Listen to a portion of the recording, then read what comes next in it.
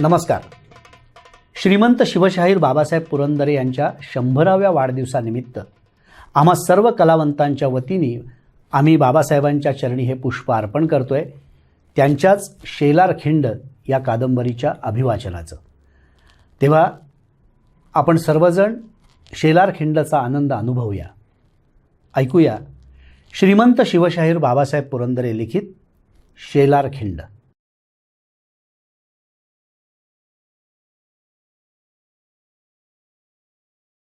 कस्तुरा हसत होती. आपल्याला बोलायला जागाच उरली नाही असं पाहून तोही हसला आणि मग नवरेपणाच्या तोऱ्यात गंभीरपणे म्हणाला, ते झालं समज.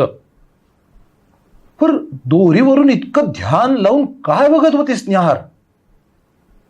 धनी, मला समोर दिसली शेलार खिंड, मला अर्जनगड दिसला, मला गर्जनगड दिसला.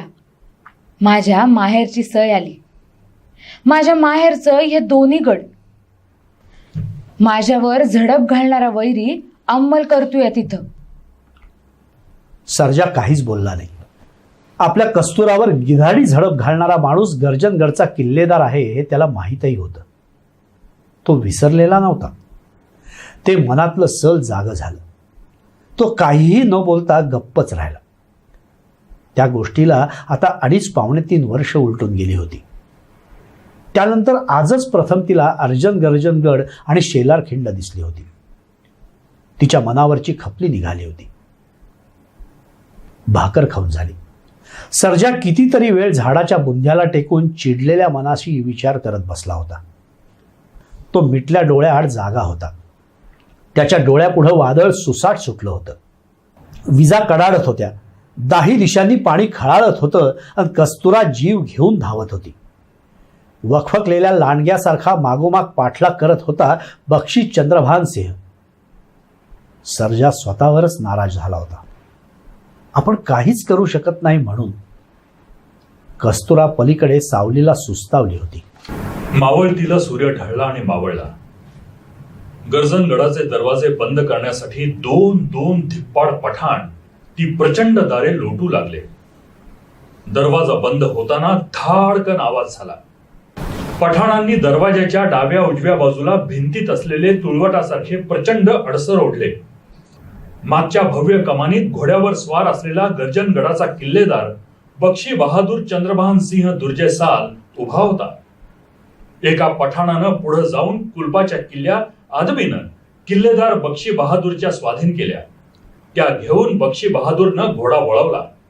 बक्षी बहादूर गर्जनगडाच्या तटाच्या कडेकडेनं निघाला.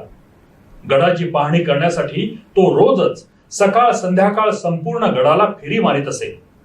त्याच्या नजरेची धार तीरासारखी भेदक होती.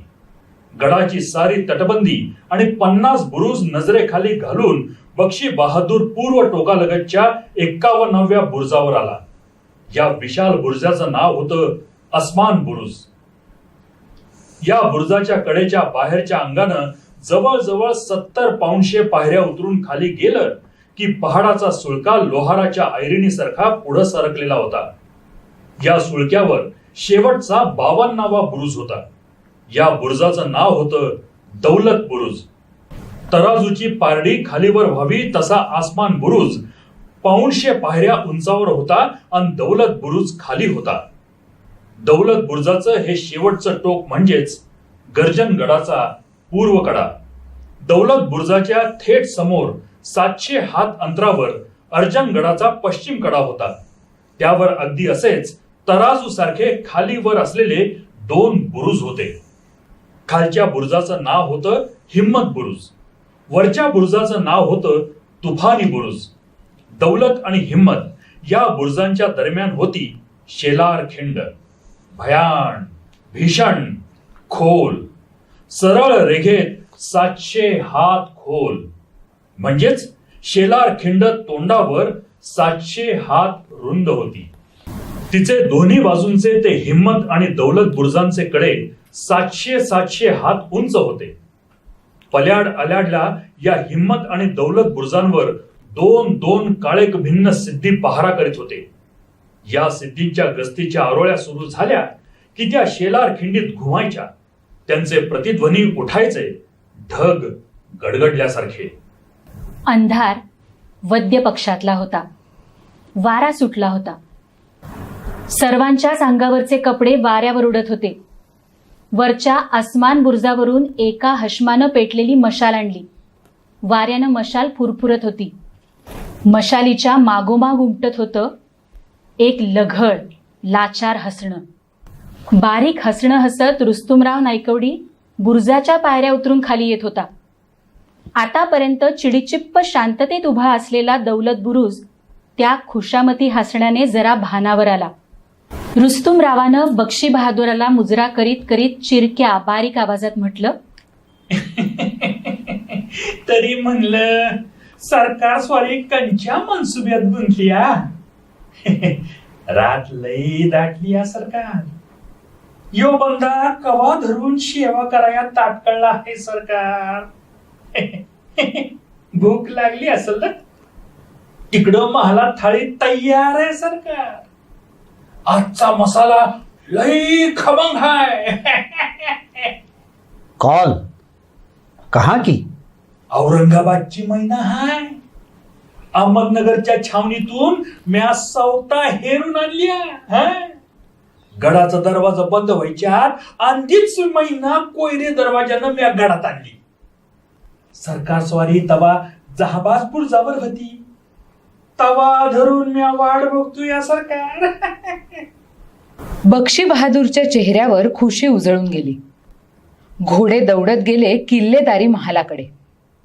जेवून खाऊन बक्षी बहादूर आपल्या महालात प्रवेशला.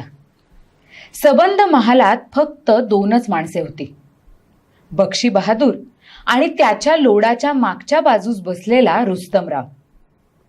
4 क्षण गेले आणि कलावंतांचा ताफा महालात प्रवेशला. पैंजण वाजत होती, पावलं पडत होती. औरंगाबादच्या एका नामवंत कोठीत नाचणारी गाणारी ती तरुण यावनी आदबीनं मसनदी पुढे आली. तिनं किल्लेदाराला कुर्निसात केला आणि एकदम नृत्यास प्रारंभ केला. वाद्य वाजू लागली, हुक्का फुलू लागला.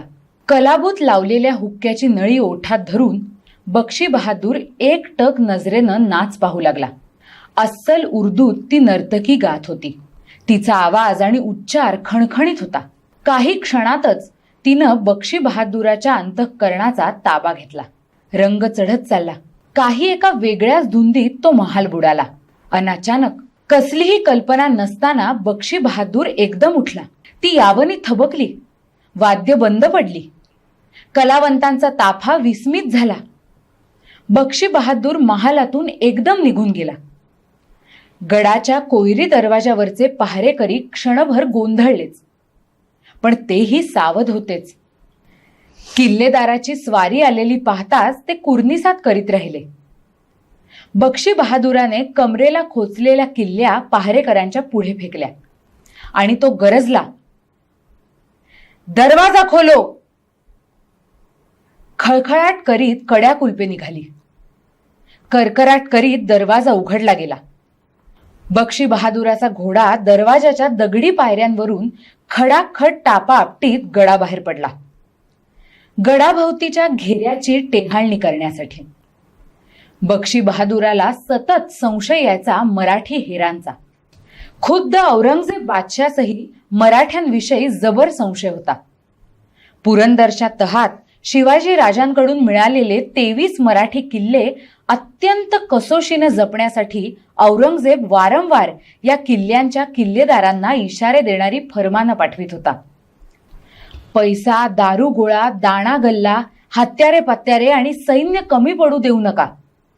जे लागेल ते ताबडतोब रवाना करू, पण बंदोबस्तात ढिलाई होता कामा नये. अशा त्याच्या वारंवार इशारती येत होत्या. उद्या सारा मराठी मुलूकच मुघली अंमलाखाली आणायचा ही तर त्याची महत्वाकांक्षा होती. औरंगजेबानं अर्जन आणि गर्जन या दोन्ही गडांचे तपशीलवार नकाशे मागवले होते. बक्षी बहादुरानं आपल्या नक्षानविसाला नकाशे तयार करायला सांगितले होते. नकाशे तयार करण्याचं काम चालू होतं. दिल्लीच्या प्रचंड तोफखान्यात खास बादशाह औरंगजेब जातीनं उभा होता. एका मोठ्या चौरंगावर एक मोठा नकाशा पसरलेला होता. औरंगजेबाची बोटं त्या नकाशावरून फिरत होती. शेजारीच दुसऱ्या एका मोठ्या थोरल्या चौरंगावर शाडूच्या मातीचे शेजारी शेजारी डोंगरी किल्ले केलेले होते. 2 किल्ल्यांच्या मधोमध एक खिंड दाखवलेली होती. मातीच्या किल्ल्यावरचे बुरुज, तट, दरवाजे, इमारती वगैरे तपशील अगदी हुबेहूब दाखविलेले होते. नकाशावर हुकूम हे मातीचे किल्ले तयार करण्यात आले होते. औरंगजेब स्वतः सारा तपशील नकाशावरून तपासून बघत होता. नकाशावर जागोजागी फारसी लिपीत लिहिलेलं होतं, किल्ले अर्जनगड, किल्ले गर्जनगड, शेलारखिंड वगैरे वगैरे. औरंगजेबाने बराच वेळ त्या मातीच्या अर्जन गर्जन गडांवर आणि शेलारखिंडींवर नजर खिळवून विचार केला आणि अगदी सावकाश आपलं बोट टवकारीत शेलारखिंडीवरच्या दौलत आणि हिम्मत बुर्जावर ठेवलं. तरबियत खान पुढे झुकला. बादशाह बोट ठेवीत एवढंच म्हणाला, यहाँ एक और यहाँ दूसरी. जी हाँ आलम पनाह, जो हुक्म. तो कितनी बड़ी है? लंबी है, 12 गज की एक एक. बिल्कुल ठीक. यहाँ तैयार है? जी हाँ आलम पनाह. तरबियत खानानं आदबीनं झुकून आणि दोन्ही हात पुढे करून पलीकडच्या आवारात चढण्याची विनंती केली. तरबियत खानाच्या मागोमाग चाललेली बादशाची स्वारी शेवटच्या कमानीपाशी पोहोचली. तरबियतनं आदबीनं डाव्या बाजूस हात केला. बादशाची नजर तिकडे गेली. 2 प्रचंड तोफा शेजारी शेजारी आ करून उभ्या होत्या. बादशाह तोफांच्या जवळ गेला. दोन्ही तोफा अगदी सारख्या होत्या. दोन्हींची लांबी 12-12 गजांची होती. तरबियत खानानं एका तोफेच्या मानेवर हात ठेवीत म्हटलं, जहांपनाह, यह है सलाबत जंग और ये सफदर जंग. आणि तरबियत खानानं या तोफांची सारी माहिती बादशाला सांगितली. एकेका तोफेला एका वेळेला 15 शेर वजनाची दारू ठासावी लागत असे. तोफेतून सुटलेला गोळा अर्ध्या कोसाच्या पल्ल्यावर पडत असे. दोन्ही तोफांवर औरंगजेबाचं नाव आणि तोफ ओतल्याची तारीख सोनेरी वेलबुट्टीमध्ये फारसी अक्षरात कोरलेली होती.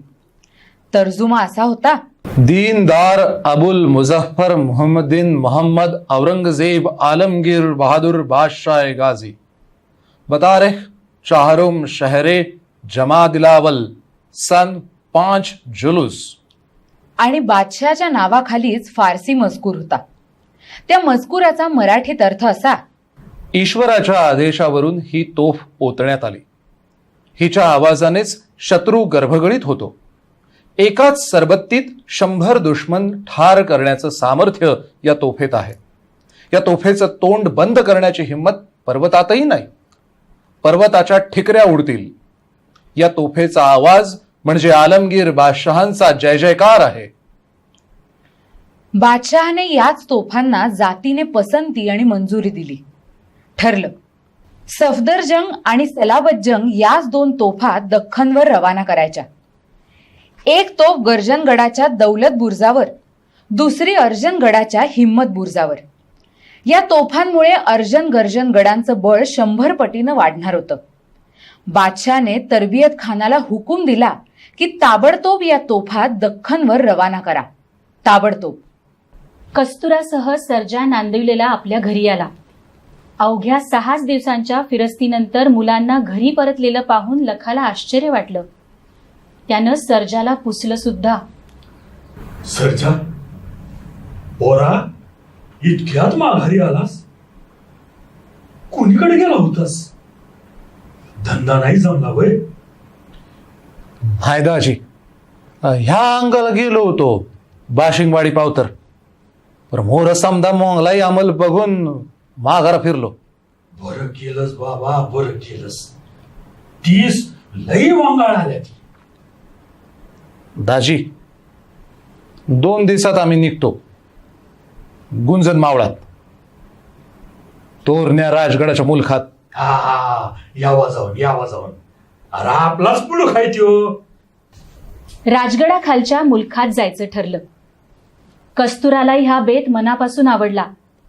मोगली मुलखाचं तिच्या मनावर आलेलं दडपण दूर झालं.